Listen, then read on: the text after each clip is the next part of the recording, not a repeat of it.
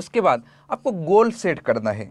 Goal set किस तरीके से करना है कि रियलिस्टिक गोल होना चाहिए, हकीकत पर मबनी गोल होना चाहिए। आज आपने मेरी वीडियो देखी, एक जज्बा पैदा हुआ और आप कहेंगे कि 1 जनवरी 2024 से मैं स्टडी के लिए लग जाऊंगा और 1 महीने में सारे नावल, सारे दास्तान अफसाने ख़त्म कर दूंगा। ये रियलिस्टिक अप्रोच नहीं है, ऐसा पॉसिबल नहीं है।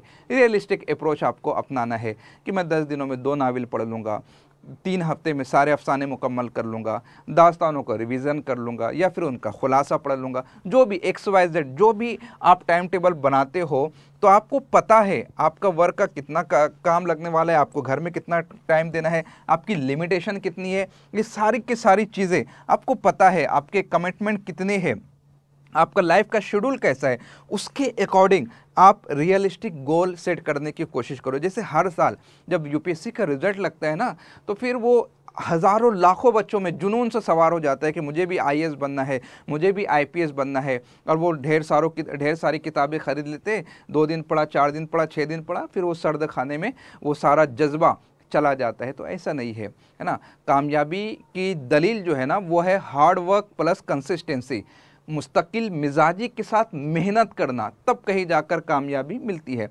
रोज़ाना 3 घंटा ही पढ़े, लेकिन रोज़ आना पड़े, है ना। फिर ऐसा ना हो कि एक दिन 6 घंटा पढ़ रहे, 2 दिन स्टडी नहीं कर रहे, ऐसा नहीं। 3 घंटा पढ़े, लेकिन 3 घंटा फिर डेली बेसिस पर आपको पढ़ना चाहिए। तो आपका जो गोल होगा वो रियलिस्टिक होना चाहिए। उसके बाद आपने जो है स्टडी प्लान बनाना है, ये आपका खाका होना चाहिए। आपका माइलस्टोन क्या है, आपका मकसद क्या है, आपका हदफ क्या है, आप किस तरीके से अपने आप को ऑर्गेनाइज तरीके से स्टडी कर सकते हो, उसके लिए पूरा खाका आपको बनाना होगा।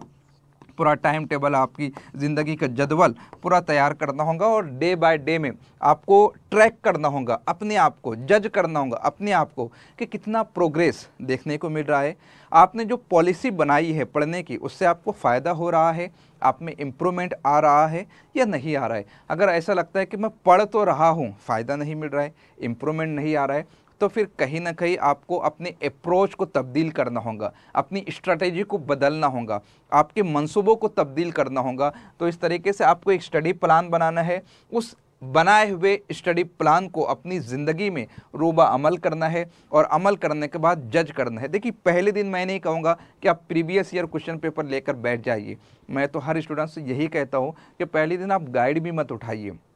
ऐसा नहीं कि गाइड पढ़ने से मैं मना करता हूँ, ज़रूर पढ़िए, ख़ास तौर पे पढ़िए, बड़ी मेहनत से गाइड तैयार किए जाते हैं। लेकिन पहले दिन आप निसाबी किताबों को उठाइए, कंसेप्ट क्लियर कीजिए, बेसिक नॉलेज हासिल कीजिए, ताकि जब वो गाइड में पॉइंटर्स होते हैं या फिर प्रीवियस ईयर क्वेश्चन पेपर में जो सवालात होते हैं, उन सवालात को समझने की अहलियत और काबिलियत आप में पैदा हो। वरना पहले दिन सवालात देखकर एक डर, एक खौफ का माहौल बन जाएगा। तो पहले आप जो है अपने रियलिस्टिक गोल को सेट कीजिए, उसके अकॉर्डिंग स्टडी प्लान बनाइए और उसके मुताबिक जो है आप स्टडी करने की कोशिश कीजिए।